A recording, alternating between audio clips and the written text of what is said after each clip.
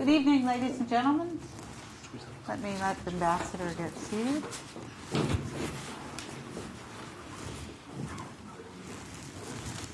I'm Jessica Matthews. I'm president of the Carnegie Endowment for International Peace.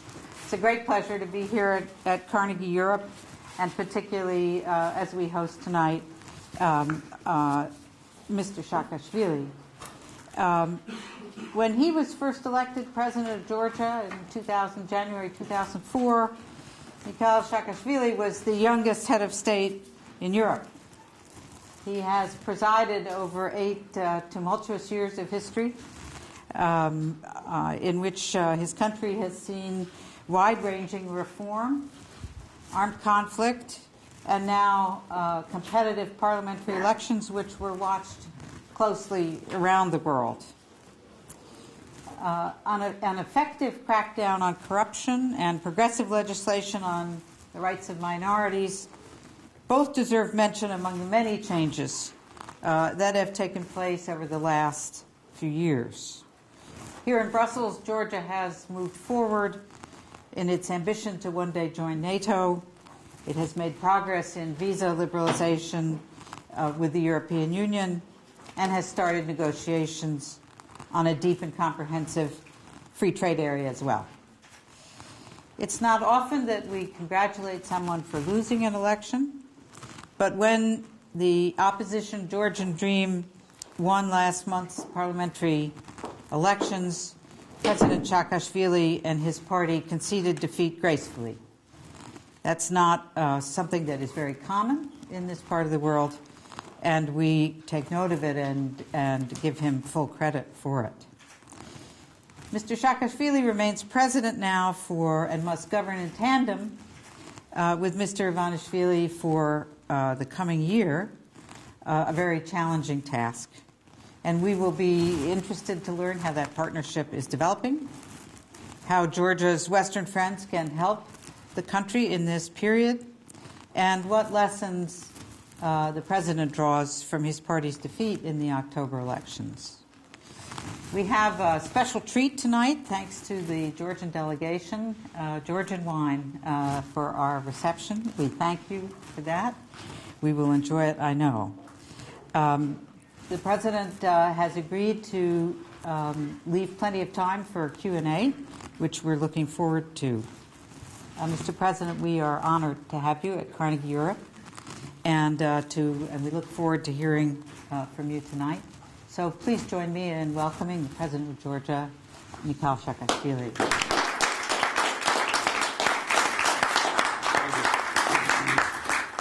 Thank you, Jessica. Thank you, first of all, for this gracious invitation. I am very pleased to be here. We had last 2 days the meeting with the President of the European Parliament, Secretary General of NATO, the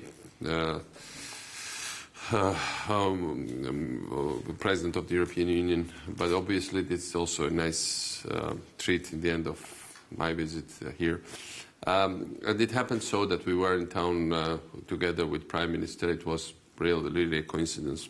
My visit was planned 1 year before, but somehow it was a Georgian 3 days in Brussels. And it is a very interesting period, and it is a very, promising, but at the same time dramatic period for our country. First of all, one has to say that, Georgia had very important benchmarks for the last 8 years. We developed with pace, which is unheard of in many parts of the world. Out of 8 years, for 4 years, we enjoyed double-digit growth. We had 7% growth last year. We were expecting 8% growth this year. Poverty was decreased 2.5 times. The overall, Georgia was ranked as number 9 on World Bank list of doing business environment, which is, it's top league. No other developing country has ever made it to top 10. Just to mention, say, for instance, Russia is 137th on that list, and many other post-Soviet countries are below 100, like lower than 100. We were, according to the European Union study, the least corrupt country in Europe last year already. According to, again, to the European Union's 3 years studies during 3 years, we were the least, we were the safest country in Europe, least criminalized. Now, this has all against the backdrop of where we were 8, 9, 10 years ago, where we were one of the worst, one of the most criminalized, one of the most corrupt. So, obviously, Georgia has shown examples of development, and the biggest question was, is it some kind of I think the biggest blame was, is it some kind of semi-authoritarian or authoritarian place where, you know, there might be modernizing rulers, but in the end they never give up power. And actually, these elections gave answer to that question. We handed over not only, the transition was very smooth because in the first few days we brought representatives of new coalition to every ministry to run these ministries de facto. We gave them total control of information, of financial flows. We also gave them full access to all the files of the government on internal and foreign policy. We didn't have to hand over under the present constitution, Ministry of Justice, Prosecutor's Office, Minister of Defense, or Ministry of Interior. We did give it to them because we thought that government should have been full and fully responsible for what they were supposed to do. So overall, this was a very smooth transition. We believe that there is an incentive to build on this momentum for the whole region. You know, this was a powerful example. I mean, Vladimir Putin, who, to say it mildly, doesn't like me or my government, didn't like my government. He, on the one hand, he should have been rejoicing of what happened, but on the other, if you see the example of having free elections in that part of the world, it's a bad example for the region and also for the Russians, from his perspective. So, having said that, of course, I cannot hide that I'm concerned by some of the developments already after handing over power. We have cases, and Secretary General of NATO said today, 2 days ago, that he's extremely concerned by arrests of political opponents in Georgia. Juan Manuel Barroso spoke about selective justice, and the same was reiterated by Mr. Van Rompuy. Number of high-level arrests took place. Former Minister of Defense and Interior, one person, but head of Joint Chief of Staff, a number of other officials from military and police. Case were started against Presidential Protection Service officials and head of basically also some people from against basically against the mayor's office of Tbilisi. There was a financial fraud case started against public broadcaster of Georgia, and the announcement was made that about that. So these are certainly matters of concern to us. But otherwise, with all these things, one thing should be made clear. Georgia cannot and will not go back to any other sphere of influence but to Europe. There is no constitution in Georgia whatsoever that will ever allow to back away from that. So what we really need, that despite all the shortcomings, despite all the setbacks, we really need to move forward. And we really need to get association agreement with the EU. We should be ready to get EU perspective for Georgia. And we should certainly get visa liberalization and all the things which are on pipe, and I think we are pretty apt to do them. So the fact that, if Europe doesn't accept Georgia, it will go somewhere else, well, it has no other place to go to. The only thing that is clearly important to understand is that we should be in a situation in which we cannot go back, say, to all the Russian domination sphere, be in position to go to Europe. That's what really matters now. And the other thing is that no matter who will try what, you cannot privatize Georgian state institutions, and you cannot hijack something that people are used to. That's vigorous free media, civil society, strong self-government. We just need to now get used to this new situation where there is cohabitation, where there is some coordination at different levels. But otherwise, if you go further than that some people would try to just, kill all the freedoms because and shut down political system, it's not doable. It would have been doable in Georgia 10 years ago, 15 years ago. I think something that Rose Revolution made very reversible is exactly that. The people are used to this kind of benefits. I think some other things can go wrong, but this cannot be reversed. The taste of people for freedom and the other taste people have got for also undeniably for the successful government for the last 8 years. They know what the standard of success looks like already. It's not like against the backdrop of chaos that new government or inefficiency and failing government that the new government has come in, where there will be need for authoritarianism. Now, everybody knows that Georgia had successful government, including our opponents. And so that's because of that, you cannot really reverse it. Putin came after Yeltsin, and people were longing for some kind of order because Yeltsin's Russia was a mess. We had Georgia that was very orderly and fast developing place, and turned out to be a real democracy as well. And that's something that we value a lot. So that's more or less what I have to say today, and whatever questions you might get, I'm there to answer them. Wonderful, thank you. I'm sure that there are a lot of questions. Tom Duvall? Hello, Mr. President. Tom Duvall. Yes. I'm visiting from Washington. Very good to see you, and may I add your congratulations to the graceful way that you've handled this period.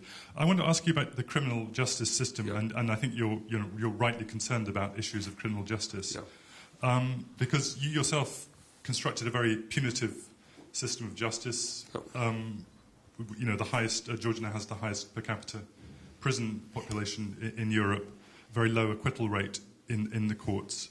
And also in 2004 there was a wave of arrests which had a huge popular support that you did of members of the former regime.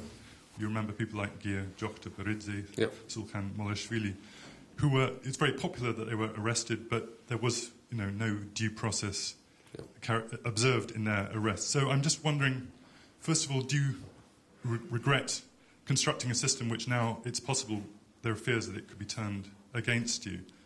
And secondly, about these charges, like against Mr. Akhalaya, he's charged with some very serious things, such as torturing prisoners and so on. What do you recommend?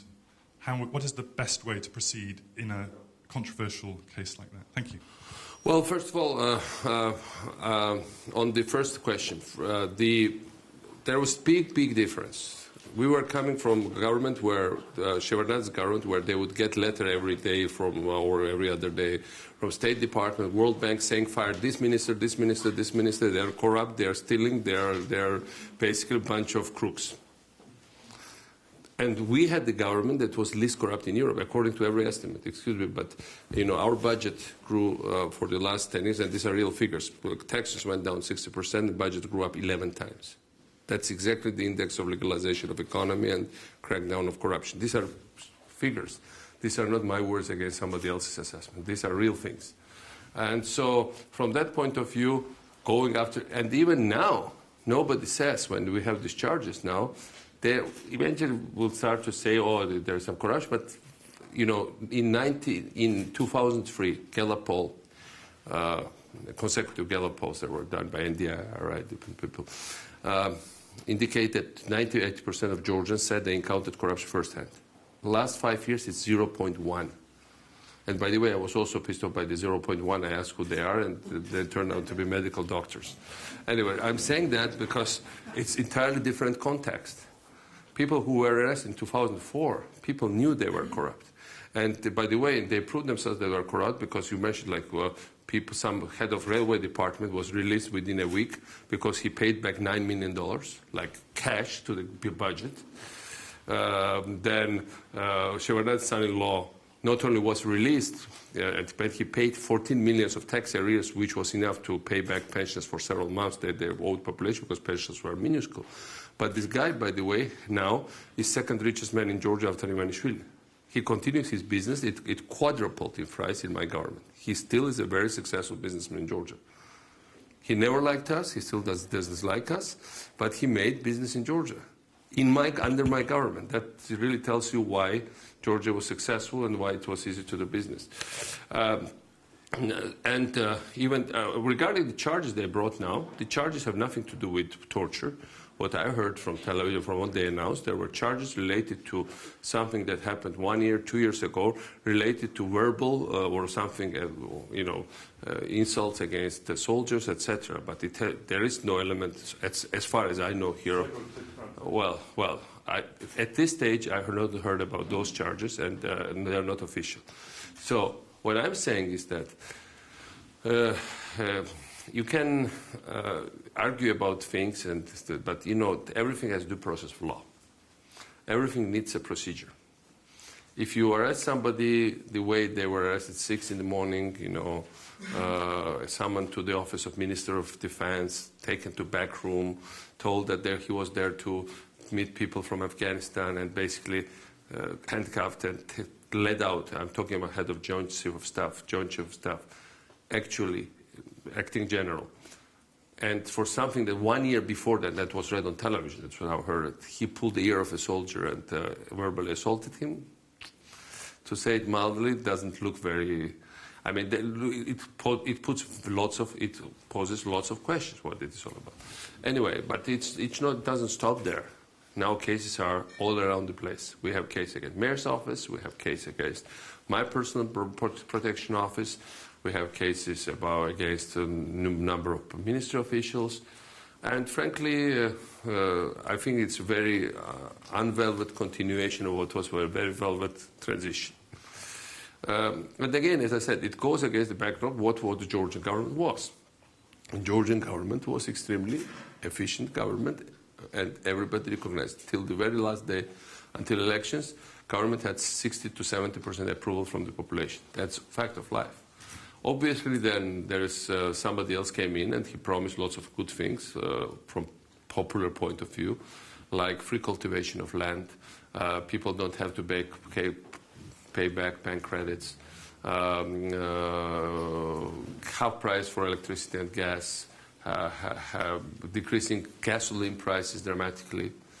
And people obviously have expectations of this sort right now, which we all know are very difficult to fulfill. We have obviously a Prime Minister who promised to pay for it from his own pocket if but the treasury money is not enough.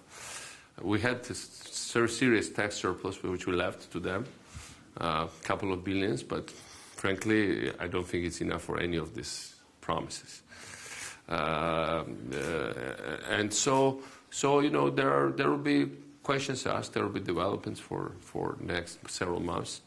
And I think people should get to focus on those issues rather to refocus them on something that I don't think can substitute for free gasoline or free cultivation of land.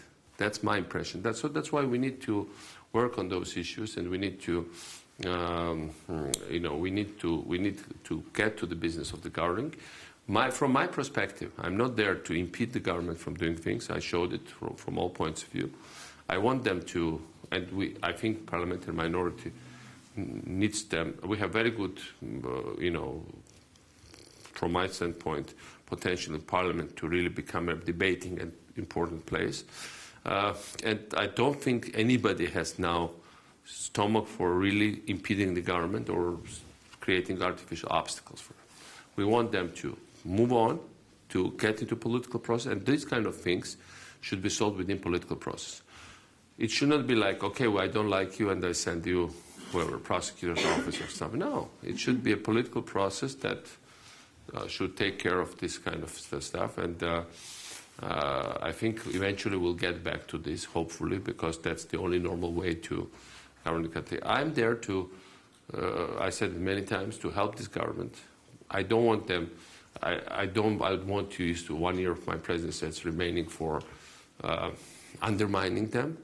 I don't think it will be appreciated by anybody, and it's not my goal either. On the other hand, it's very important to leave in place a vigorous system of checks and balances. We've heard things like why the self-government is still around, why the president is still around, why we have to go through this lengthy process of parliament. These are things they have to learn. That governing is a very lengthy procedure. And all these things go through some long process. And by the way, I think even you mentioned law enforcement and things. Unfortunately, many people were fired from there. Many people left on their own. We saw some old people who were fired before brought back. Well, that's also an interesting experiment to watch. But one thing I can tell you, this is no longer the law enforcement system I left in terms of people. It's the same in terms of buildings. They're wonderful. In terms of people, there is a dramatic change there. Facilities, tech equipment, all the things are still there. But hopefully we can keep the spirit of progress and transparency and efficiency there. And of course, rule of law is very important. Who would like to go next?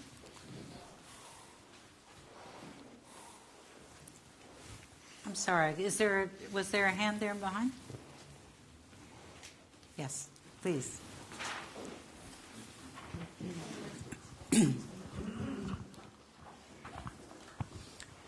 Mr. President, the poet Dryden said of a celebrated English politician of the 17th century, sagacious, cautious, turbulent of wit, a man fit to rule or ruin the state.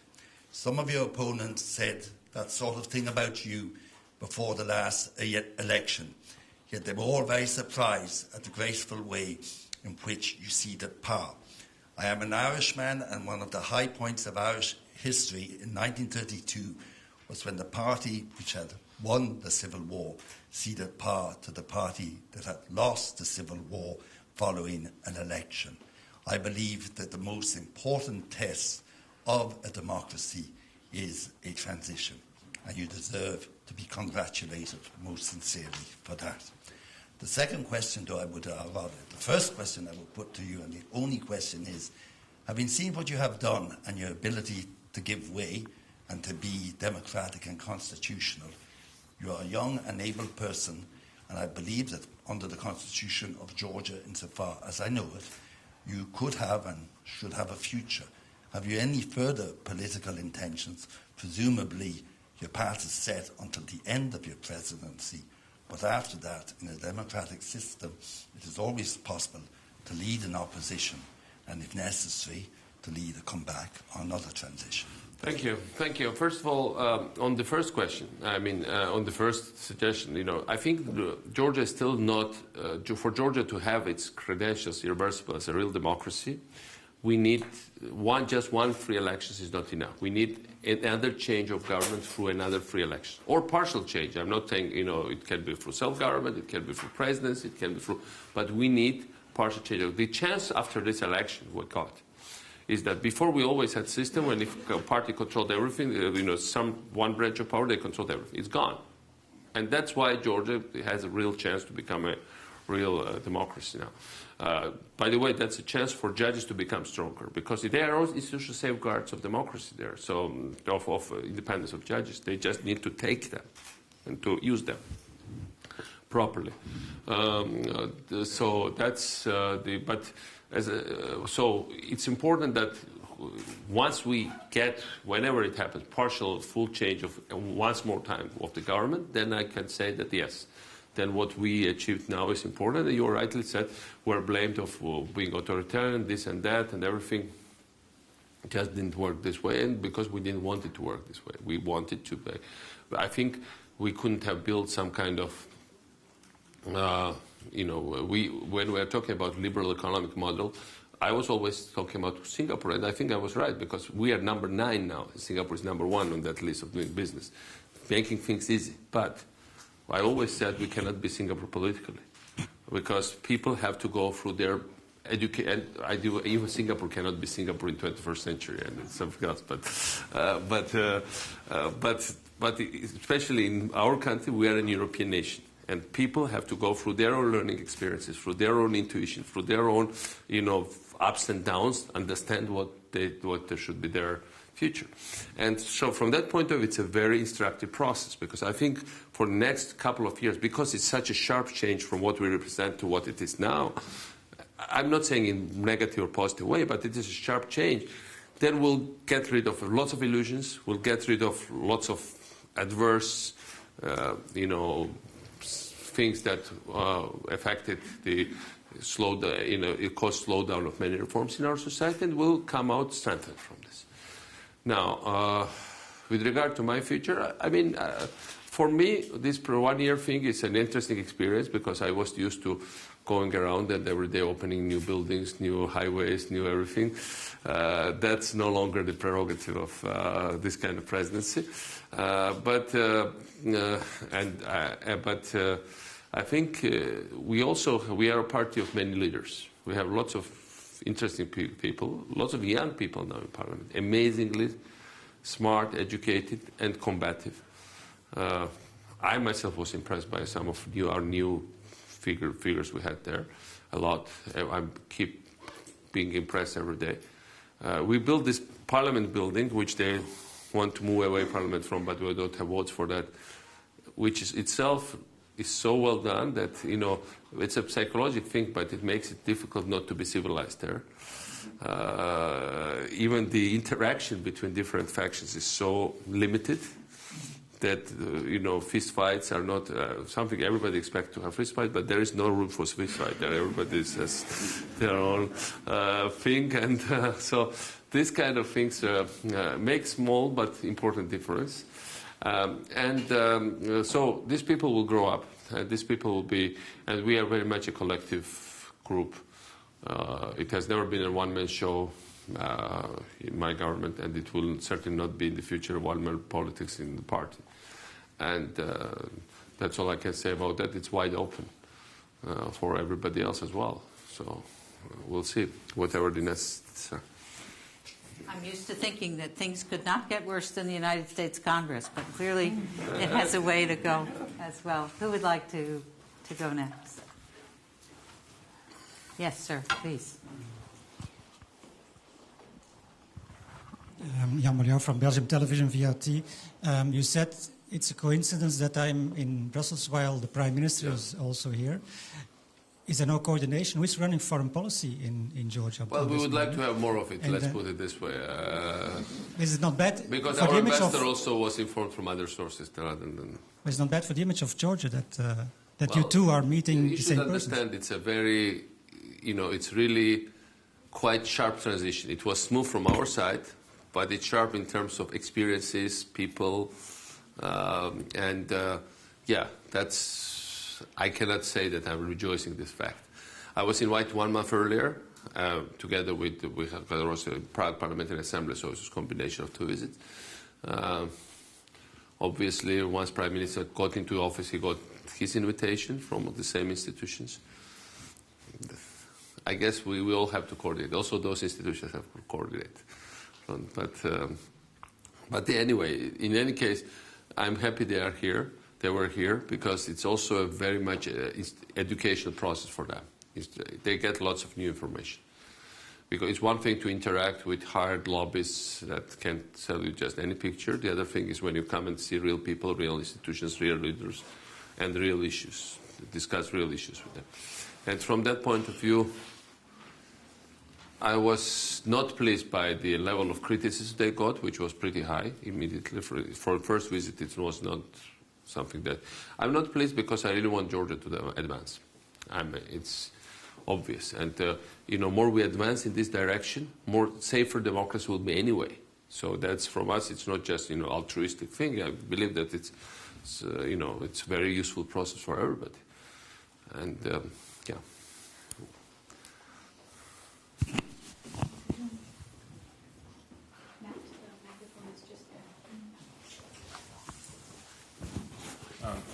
Hi. Matt Rajansky, also visiting from Carnegie in Washington, D.C.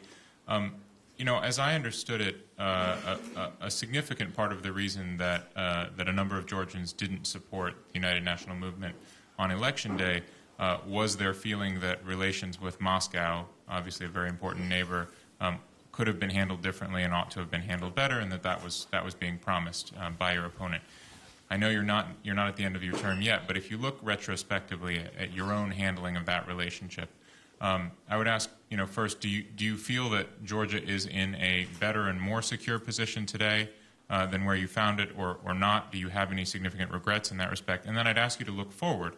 What would you tell Mr. Ivanishvili on that account? What needs to be done?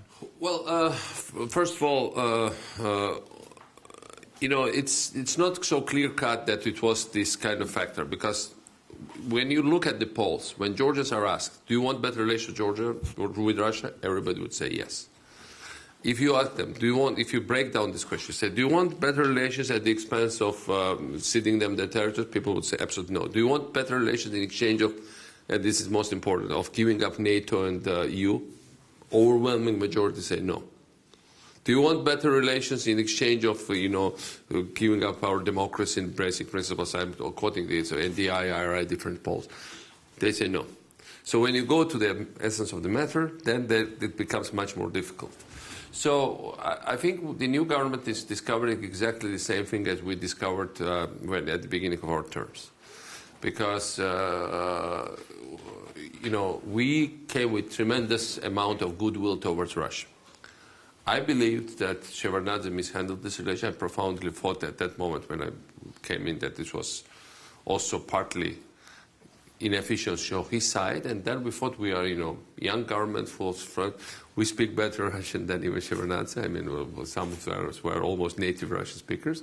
We know that culture. We go there. We just, we're a small country with small interests. They have big interests. Maybe we can accommodate each other and find some common way. That was my first meetings with Putin gave me this impression that, with this man, we'll have different backgrounds, but, you can maybe, I was not exactly like George Bush, but I had the feeling that you can do some things. But things got more and more complicated because they asked for very concrete, unacceptable things, like to have their candidate as Minister of Security. And we abolished that ministry altogether. Or to the anti-terrorist center, which would be basically direct undermining of our security under all. And then, of course, NATO, and then, of course, EU, and all these issues. So, from that point of view, we are seeing very much the same process in the first two weeks, but much faster than it ever went with us. So, it's very much déjà vu for me. And I think, and it's good it's fast, because then they will discover fast what we did. It took us some time, maybe a couple of years to really discover. But of course, these are different circumstances. It was after war and all this stuff. And that's, from that point of view, it's maybe now it's on the one hand easier to discover this and more complicated to fix it. We'll see. I mean, one thing I can tell you, there is no way that anybody in Georgian society would want to turn back and give up the European and NATO. No, I mean, I don't see it. I don't see new generation ever doing it, and the older ones also, I think they have full consensus. There are countries, in Eastern Partnership where there is no national consensus on those issues. Basically, in none of them, except Georgia. In all of them, there are either regional divisions or deep internal society divisions over these issues. And Georgia, with all the divisions we have on all other issues, there is no division on this core thing. I mean, of course, part of the revolt, in terms of when it came to like turbulences in electoral map in Georgia, came as a result of people who were anti-modernization, and they implied they're also anti-European or anti-Western. But they were still a marginal group. But they exist, but even they are not in any way pro-Russian. That's something else. They don't accept modernization per se. On many accounts, there are big movements like on religious issues, intercommunity relations issues, even the buildings issues, architectural issues. It really became a big part of, we built lots of nice modern architecture, and lots of people rejected it simply. They didn't like it, and they are menacing to demolish it. Present government continues to speak about demolition since they were, even after elections. I thought it was okay as a pre-election rhetoric, not unusual, but okay. But when you are already in government talking about demolitions, I don't think it's terribly popular. But that's what they keep saying. Again, this is anti-modernization, but that's not pro-other country in any way. Yeah. Yes, I don't see a hand, but... Hi, Mr. President. Lawrence Norman from the Wall Street Journal. A couple of questions, if I may. You, just zooming away from Georgia itself, but given the election results that you faced, given the results in Ukraine recently, given the push from Moscow for a Eurasia Union, as you look at the eastern neighbourhood, there's a sense here of expanding Russian influence. Is that the way you see it, and what would you like Brussels to do about it if that is the case? And just a second question on Georgia itself. What is your prescription now with 1 year left in office for resolving the territorial issues with Russia? What are you going to do in your last 12 months there to try and leave office with that resolved? You mean with Russia? Yeah. Well, first of all, I think it's oversimplification to say that there is this encroachment upon those countries from Russia. I mean, obviously the Russian policy is crystal clear. They want to use energy leverage and other leverages to do it. It's true that also in Georgian elections, Russian money played maybe decisive factor. It's true.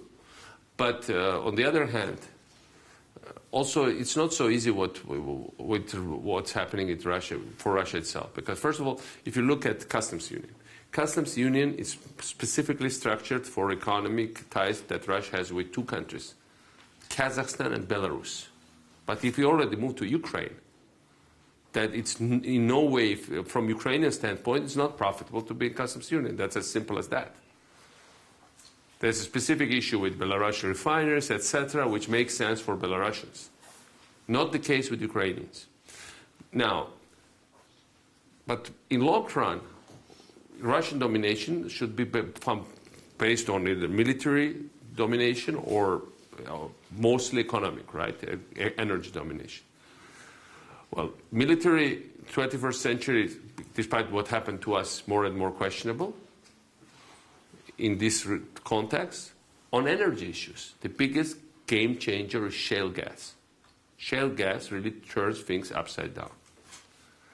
With shale gas, first thing that happened is that the main hope for expansion for Russia, the Stockman source, is basically out.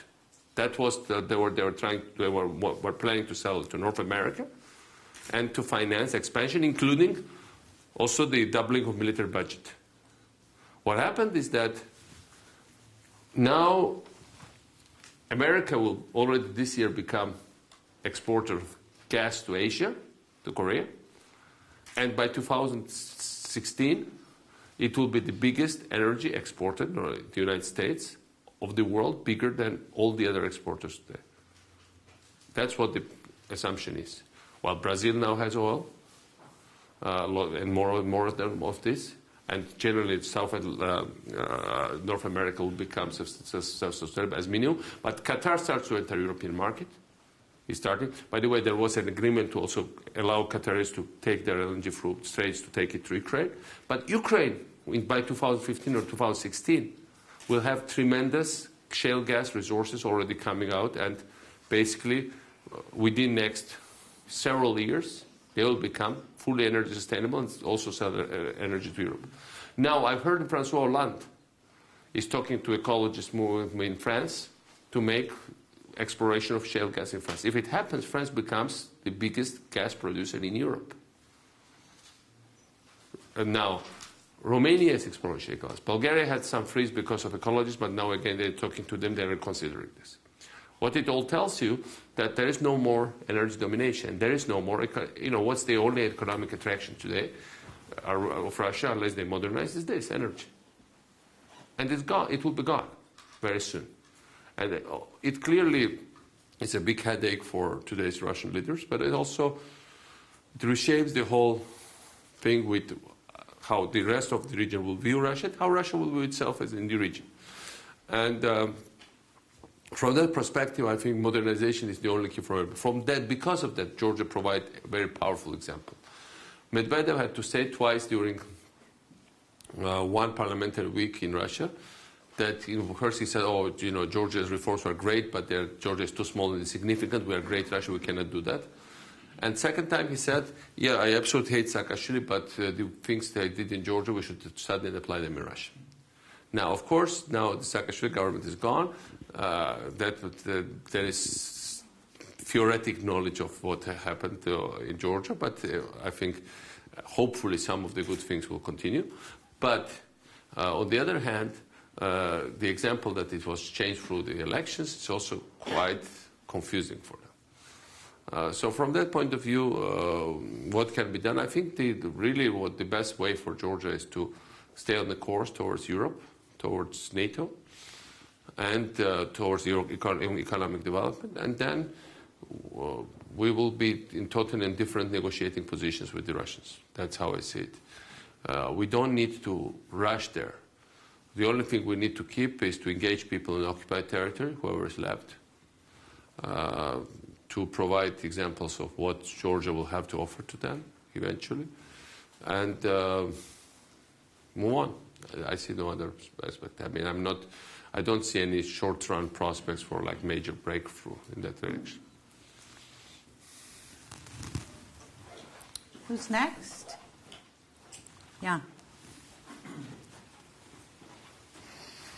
Thank you. Mr. President, you had a conversation today, you said, with the NATO Secretary General. The issue of Georgian membership, which was considered dead just, until fairly recently, has seen a resurging, a revival within NATO. It's being discussed again informally. But we also know that there's very strong opposition in parts of Europe about NATO membership of your country. How do you want to convince the skeptical Europeans about the advantages of Georgian membership? Well, until recently, the good news was that ultimately it boiled down to two things. First, that Georgia should hold elections, and we passed that test. And second was that Georgia is not defendable. Well, that's a geopolitical argument which is not sustainable, because we had other examples, say, not least the West Berlin, where it was questionable. I think and we are not talking, by the way, about membership. We are talking about something very close to membership and moving on. And, of course, eventually we're talking about membership. So that's the thing that we had to build on elections.